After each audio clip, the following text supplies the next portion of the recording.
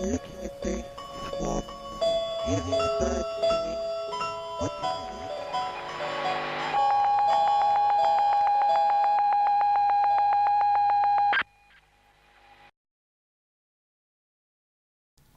my younger years, I mean, I was literally at school, I was thinking how to make money out of software.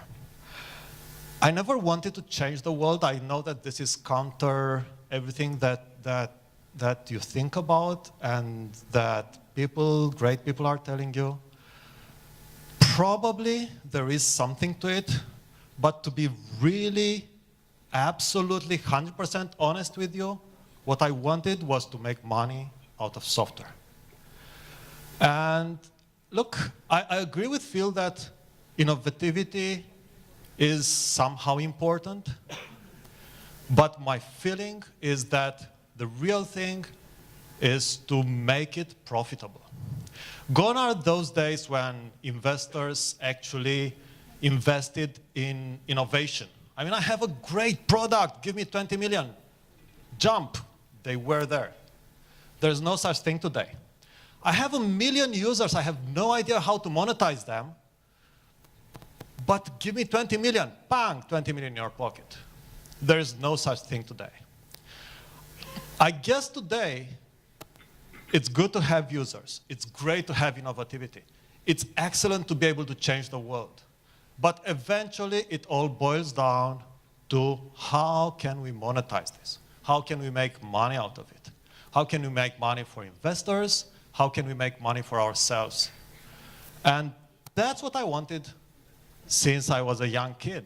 Actually, I was doing projects. When I was in school, my colleagues were supposed to, provide homework and everything. And I was doing homework for them and cash some money out of there.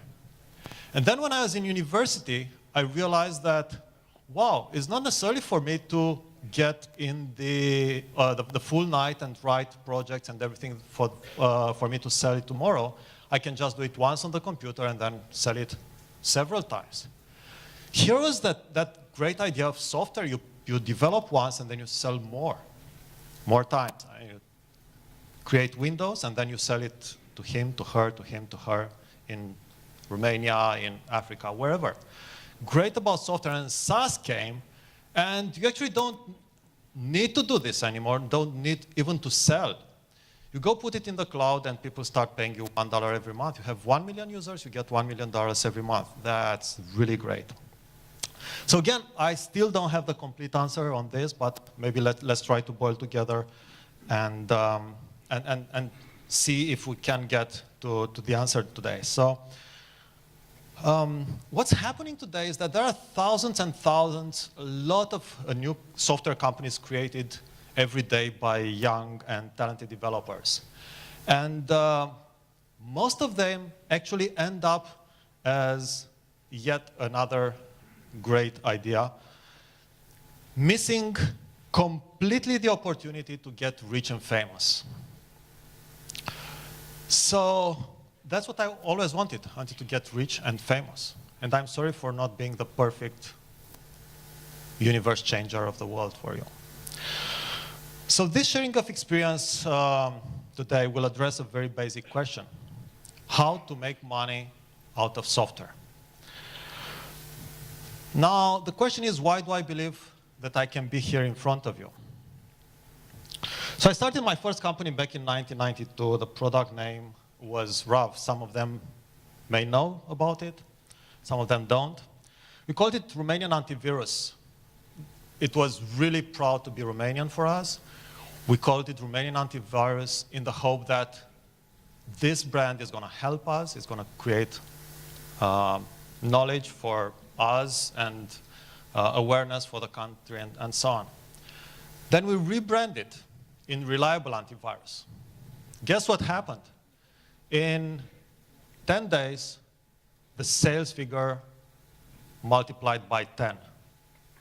So it's not something good or bad for this, it's just to remember that we are in the part of the world where we are, and we need to create products for the world, and we need to think about things. We need to think about everything, all the environment, where we put our product, all the markets. We need to think about how we renew, how we build, what geography we target, what verticals we target.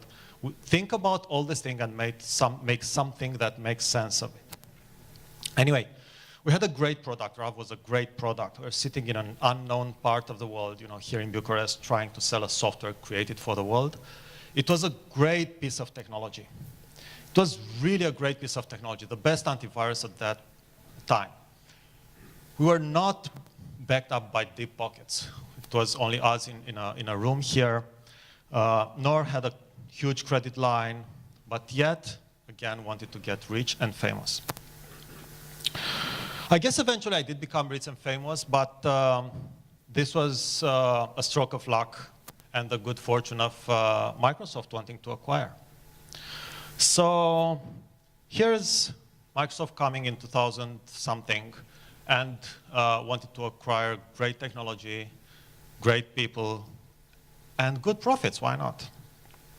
Man, that was good fun. Selling a company to Microsoft in that days where Microsoft was actually not on an acquisition spree. That was really good fun. That made us definitely famous at that time. And it brought on some cash that really helped for the future. So the world changed a lot since that time. The proliferation of internet, all the emergence of e-commerce around, and of course, what's the buzzword of the day, emergence of SaaS. I'm thinking a lot, and I really wish every day that I had, at that times, the opportunities that you guys have today. I really wish I had these opportunities. It's a great moment. You are the luckiest guys in the world. I guess this puts me in the perfect position today with my past experience as a software producer. These are only a few of the products that me and my team developed over the years. Now, if you look closer, you are going to see that 90% of them were failures. 10%, though, were great products. So my experience as a software producer over the last 20 years, as well as being the current shareholder of the most innovative commerce solution for software and SaaS in the world. And both these things put me in the position to offer solutions that many of us know, actually, but very few understand. So the challenges that we all think about when we start a company. And the first thing that comes to our mind is the companies are started by developers, mainly. And the first thing is, wow, we need a great technology. And that's what we want. That's the main challenge in our mind. We want a great technology. And I would say no. I would say technology is just a means to an end. Technology is important. Technologies have to be good. But technology is not going to make your company be successful. It's not the only thing that is going to make your company be successful. Technology in today's world is not the differentiator. Is it more users? Is it more users that's going to make the difference and is going to make you more successful than Avangate or than Evernote or whoever? And I'd say no. More users is actually only a tool to be more profitable. Actually, what you want is sell more and spend less. What you want is to build a distribution network without investing billions.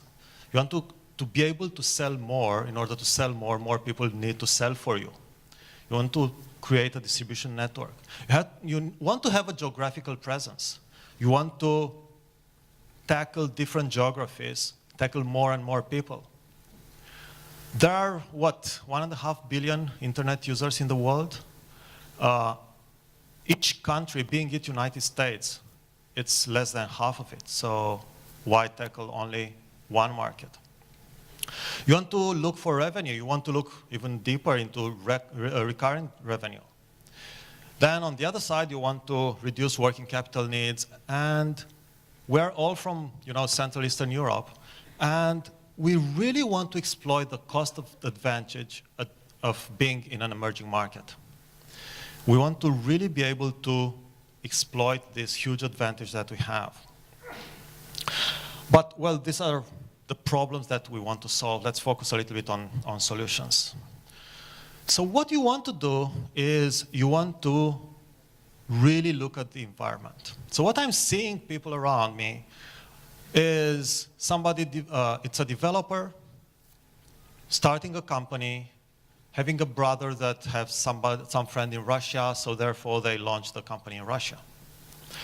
And then they know somebody that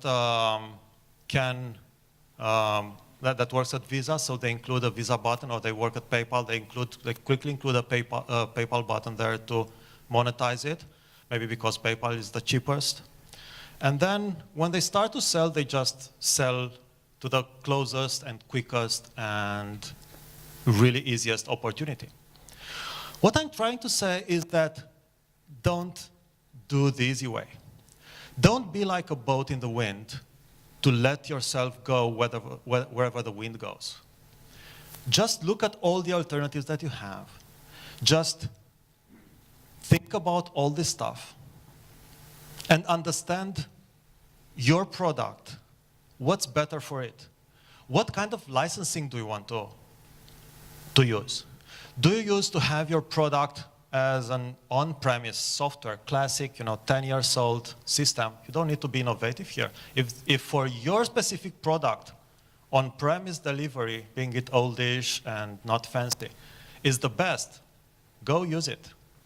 Is it SaaS? Is it a cloud? What kind of licensing model do you want? What kind of billing do you want to use? Do you want to use a company that bills for you? Do you want to use local payments? Do you want to use global payments?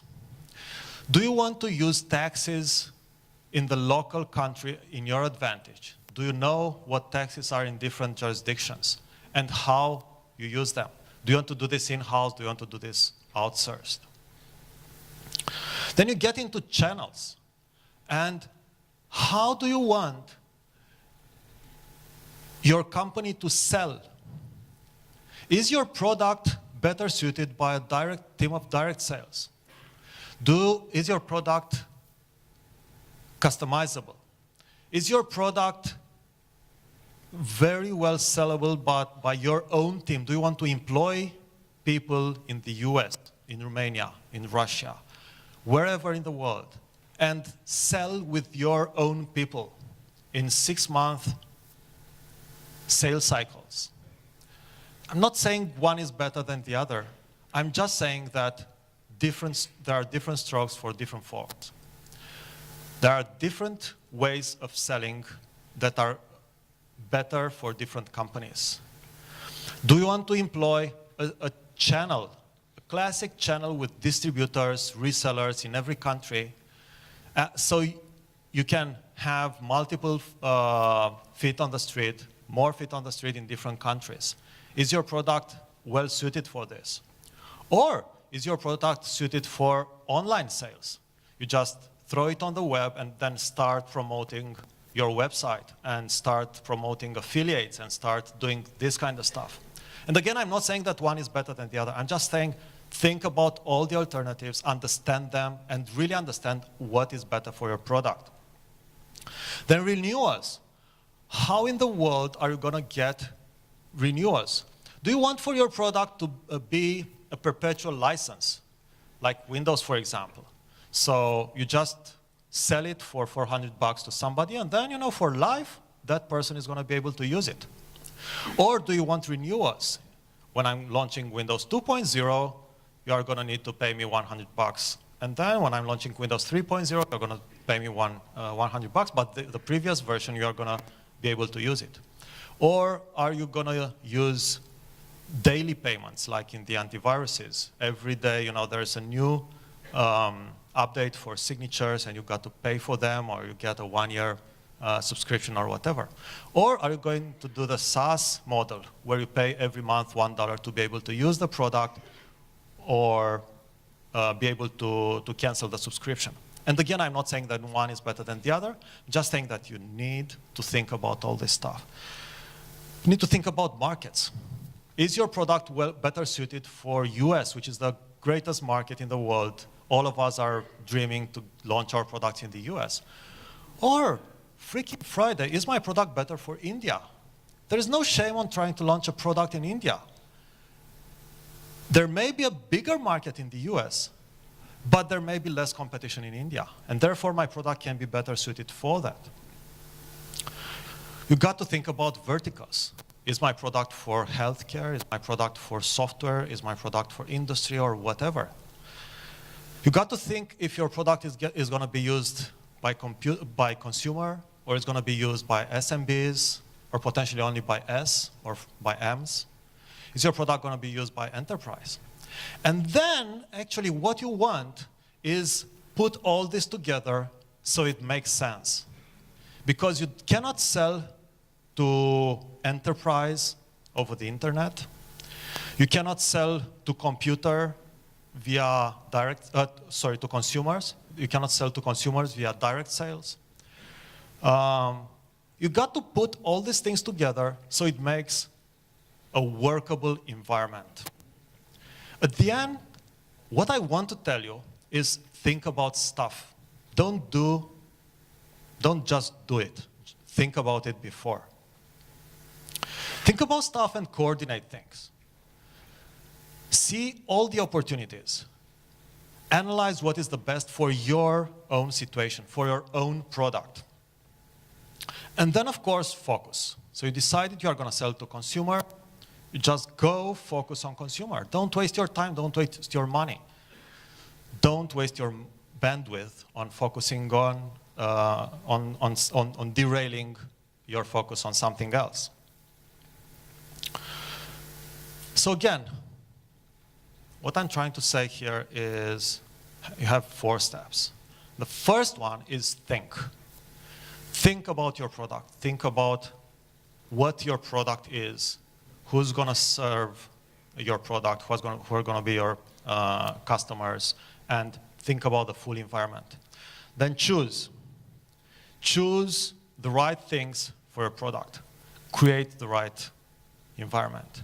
Then, of course, plan based on this. And I think that the most important of all is execute. Of course, technology is important. But product and business strategy is the most important part of product and the company being successful.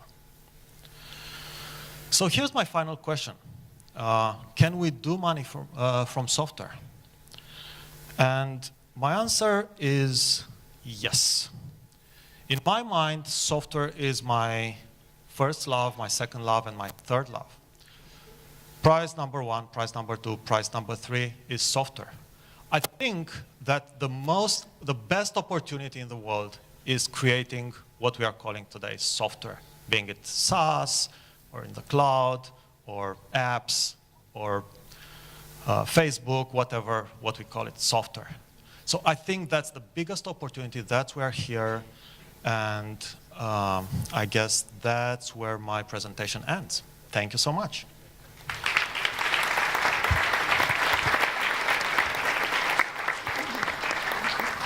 Thanks, Radu. Questions, guys. This is the right time for questions. I actually want to say, you know... I don't have t-shirts. Sorry. What? I don't have t-shirts. Well, you can maybe use a t-shirt. No, not today. So the thing is that you really got me thinking, because what you're saying is we should probably think more and execute less at some point. I guess what I'm saying is think first, not think more. Think first and then execute. Execution is, wow, it's all about execution at the end of the day. But execution without thinking before, it gets crappy. Well, what do you think in terms of, I don't know, potential roads, potential paths for Romanian companies or even for regional companies to extend to the global market? What opportunities do local companies have for that? So or I guess which one would be more obvious? Because you are saying that US versus India, at some point you may choose India. I guess it's all about your own product and your own strategy and so on. I would never dare to say that US is better than Romania or US is better than India or UK is better than Germany. I guess it all boils down, it all depends on your own product, your own strategy.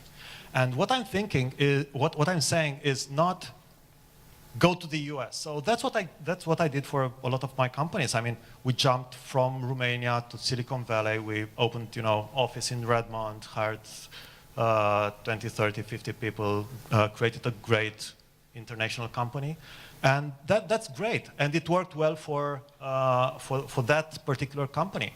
But then for another company, for Oxygen, for example, we're still here in Romania and we're focusing on emerging markets. And we are selling a product, we are selling a great product, a good product, because it is cheap. And I'm not ashamed to say this. The product is selling because it's a great product for the right amount of money. And there's no shame on selling something for this reason. And what I'm saying is you got to think about the full environment of the full strategy of your product and company. All right. Thanks, Radu. Thank you so much. Thank you, guys.